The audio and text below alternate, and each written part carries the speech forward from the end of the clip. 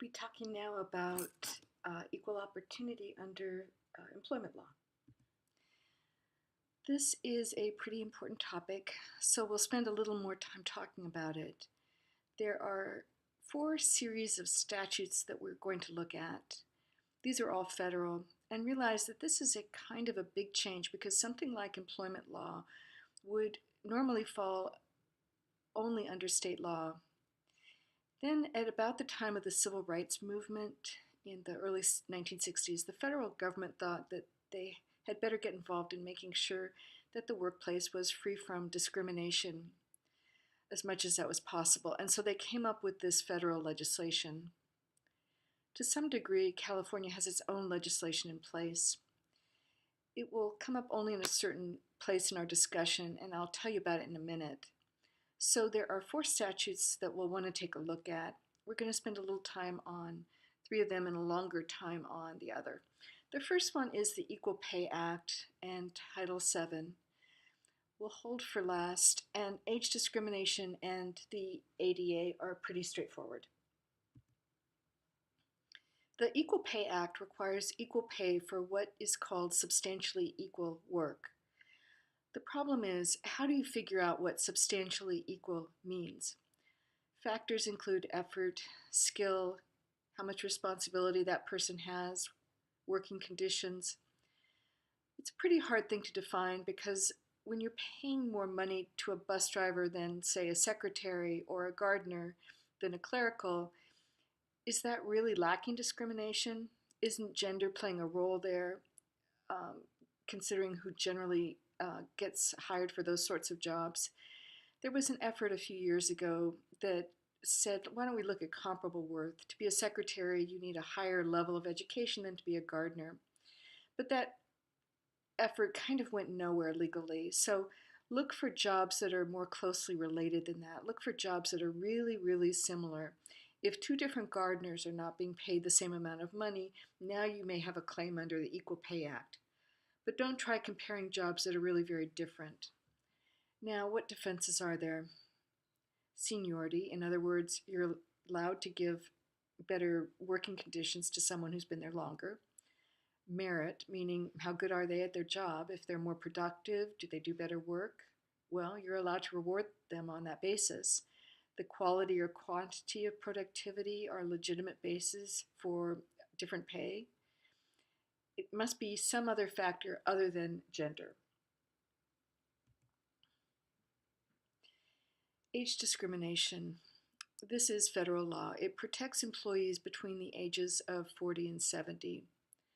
So notice that it is not protecting most of you in our class. The only limitation on this law would be that employers are allowed to have fitness requirements if it's related to job performance.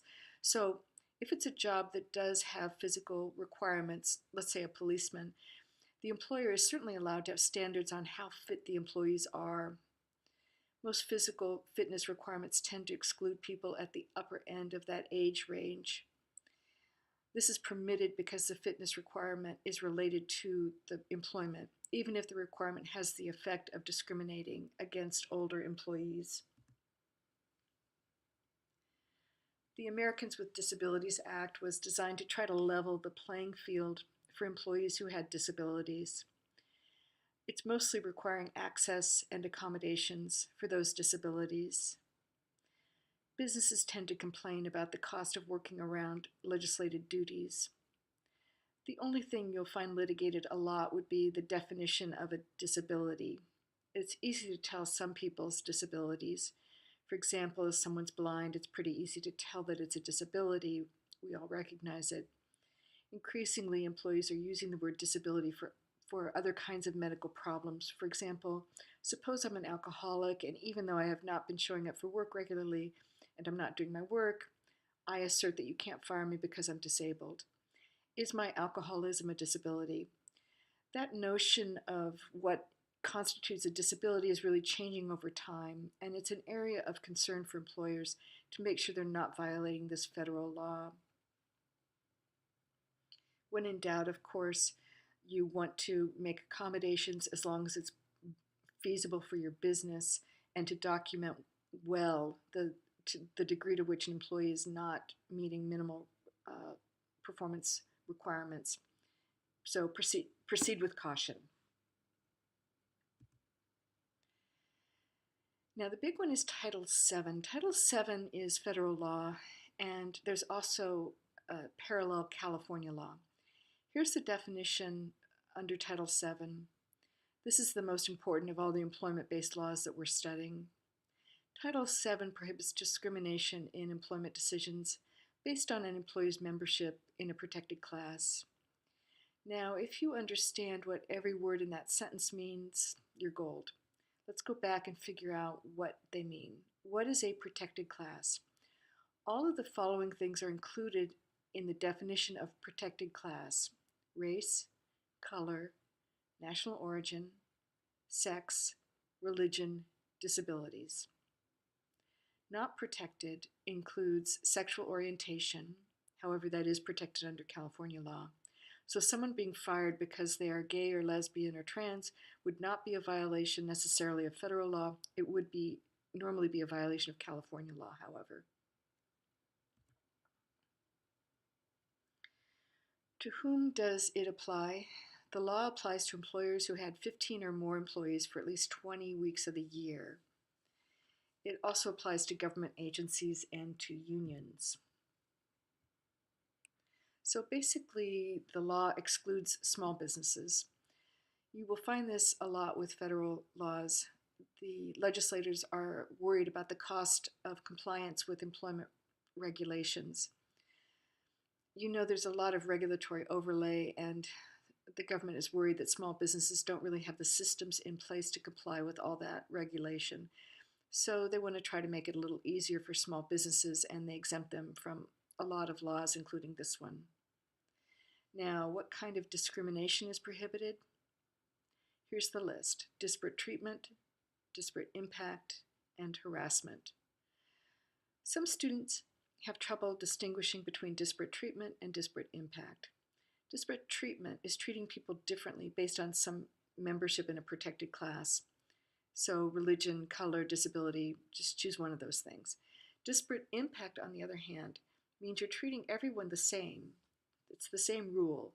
However, the effect of that rule is the way you're treating people has a different impact on some employees than it does on others. And the reason for that difference is because of the employee's membership in a protected class.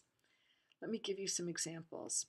Suppose I said, I'm hiring models to model men's jockey shorts for a men's magazine ad, and I'm only going to interview men.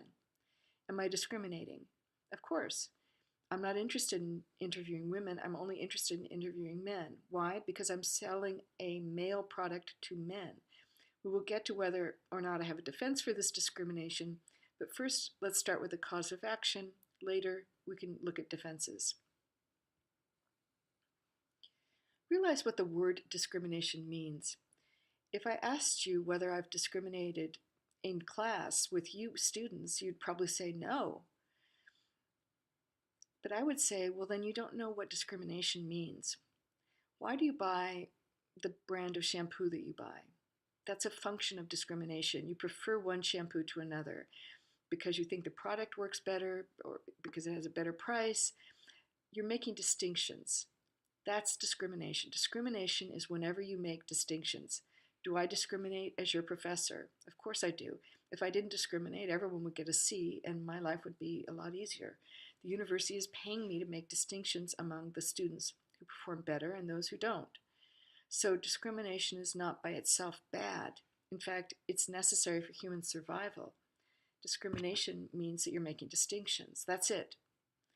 However, what if I said, oh, I'm not going to give high grades to the students who performed better. I'm giving better grades to, let's say, Armenians because I like them better. Well, the country that you or your family came from is irrelevant to your performance in our class. That's unfair discrimination because the country you came from or that your family came from is irrelevant to how you do in this class, as is your gender or your color or your religion or any of the rest of it. What this law is trying to get at is, are people looking at things that are unrelated to job performance, and are they discriminating on that basis? because that's really wrong and we want to prohibit that conduct. So now let's look again at disparate treatment and disparate impact. If I say I'm not going to interview anyone except for men to model a male product, that's disparate treatment. Let's say, for example, I am the head of hiring for LA County Sheriffs. I will only hire sheriff trainees who are at least 5'7" and at least 130 pounds, who can run at least 2 miles and lift at least 50 pounds. Am I discriminating on the membership in a protected class? Well, just the height and weight descriptions themselves, you need to be at least 5'7" and 130 pounds. Am I treating people differently? Is this disparate treatment? No. I'm treating everyone the same. The same rule applies to everybody. Everyone needs to be 5'7". Everyone needs to weigh at least 130. The same rule applies to everybody. However, will that rule tend to have a different impact on some people more than others? And the answer is, of course it will. It will exclude more women because women tend to be smaller. You will tend to exclude people from different national origins. You may get nationalities where people are a bit smaller. So it would have disparate impact. Again, I'm not saying that these are illegal. You start with the rule, you get to defenses later. Disparate treatment is, are you treating people differently from the very get-go? Suppose I'm in charge of a synagogue and I'm looking for a rabbi and I will only hire Jews. Disparate treatment or disparate impact? Well, that would be disparate treatment. I'm treating job applications differently depending on the applicant's religion. Disparate treatment, on the other hand, has the same rule for everybody, but will have a different impact on some people than it does on others. The third category is the easiest one to understand, I think. This is harassment, sometimes called hostile work environment. And it is what it sounds like. It is people giving others a hard time based on their membership in a protected class. Ridiculing someone because of their religion or race or sex is a common example. What's funny to some people is really not at all funny to others, and increasing awareness about that is really necessary. Recognize as well that for some groups it is permissible to call one another derogatory names, but for outsiders to do it, it's considered offensive. For example, I grew up with a lot of Italians and they called one another a derogatory name. They could call each other that name without offending one another, but if I did it and I'm not Italian, then that would have been considered offensive. So just realize that some of this takes into account different norms for different groups of people. And I would say that there are really significant differences between men and women. What men might often view as complimentary or flattering, like, boy, your legs look great with that skirt, a woman might take as making them feel uncomfortable. So recognize that different people will often view things differently. But harassment is anything that makes for a hostile environment at work. Now again, it has to be based on your membership in a protected class. If people are harassing you because you didn't perform well at work, but it's not related to your race or religion or some other protected category, that's not a violation of Title VII. The treatment must be based on your membership in a protected class. I also want you to be careful about what it means to have discrimination based on membership in a protected class. I've sometimes heard people say, oh, he can't fire me, I'm a woman. Well, you know what? Everybody is some sex, right? Everybody is some color. Everyone has some national origin. So that by itself doesn't mean anything. The discrimination to fall within the meaning of the statute has to be for that reason before Title VII kicks in. So don't pay attention to complaints of, she can't do that because I'm a whatever. Look at the way that person was being treated. Was it because of their membership in a protected class? As opposed to, on the other hand, for example, their behavior or productivity at work. Now, let's get to defenses. The big ones are BFOQ, which stands for bona fide, which is Latin for legitimate, occupational qualification, or directly related, meaning directly related to the job requirements. Your textbook tells you there's a distinction between these two defenses, depending on whether you're talking about disparate treatment or disparate impact. It's true, but it's a bit too fussy for our purposes. Let's just call the whole thing BFOQ. Is it really a bona fide occupational qualification? Let's go back to a previous example. Suppose I said, I'm the director of a synagogue and I'm looking for a rabbi. I'm only looking for Jews. Am I discriminating? Well, yes, I'm making distinctions based on an applicant's religion. So far, is there a cause of action? Yes. Do I have a defense? Yes. Is it a bona fide occupational qualification that a rabbi be Jewish? I would think so. So there would be a defense for that, and any lawsuit would be unsuccessful. Similar with the previous example of I'm hiring a male model to model a male product. The defense would be BFOQ. It's a bona fide occupational qualification. You need a man to model this male product. How about you need to be 130 pounds and 5'7" to be a sheriff? BFOQ? The answer is, let's look at it. A court would look at it and say, to be a sheriff's deputy, do you really need to be a particular height and weight? They would want some sort of evidence to say that it's really related to job performance.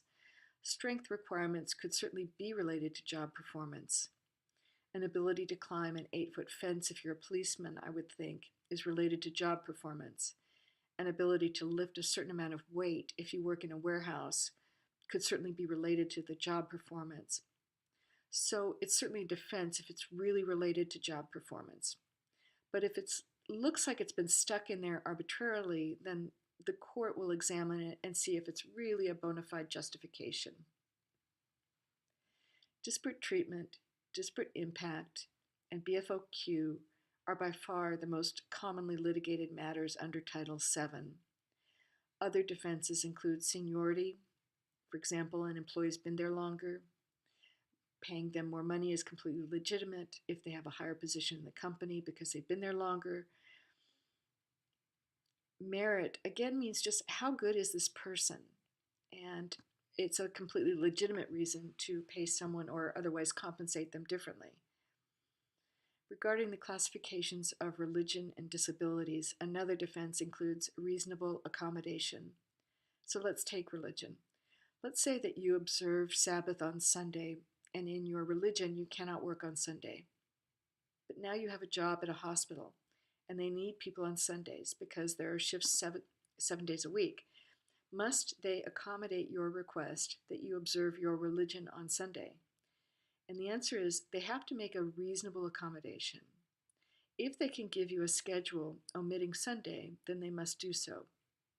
On the other hand, if you're the only one available for a particular job and they have no other backup people to do it, then no, they don't need to make accommodations for you. So you have to ask, did they reasonably accommodate that person as much as possible? You'll sometimes see these kinds of cases in the press. Recently, I saw a case out of Disneyland where a couple of Muslim women who wore hijabs,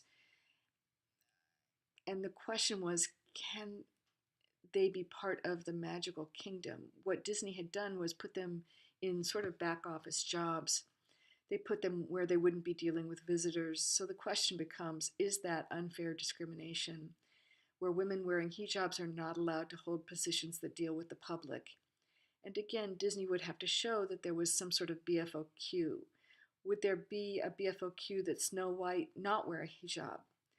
I would think yes, because it's a character and the character looks a particular way. On the other hand, is there a BFOQ that a ticket taker for a Tomorrowland ride not wear a scarf?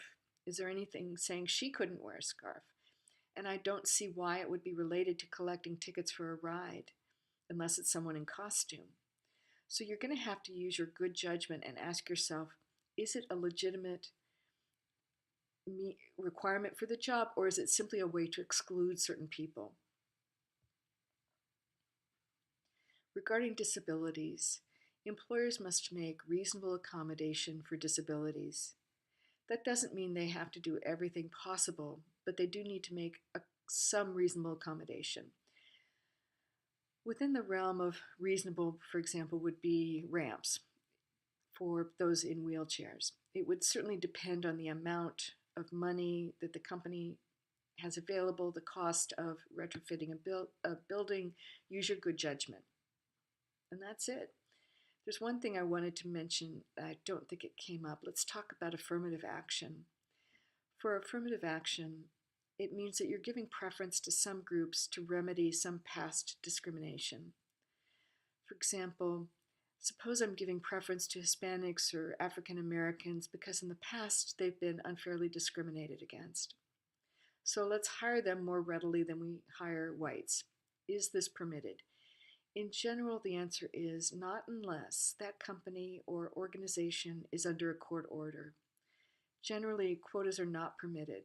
Employers cannot have quotas unless there's a court order. You cannot say we're hiring 20% of whatever group. That's not permitted. Race may be a factor, but you can't have quotas, and you can't hire someone just because of, for example, their race or gender.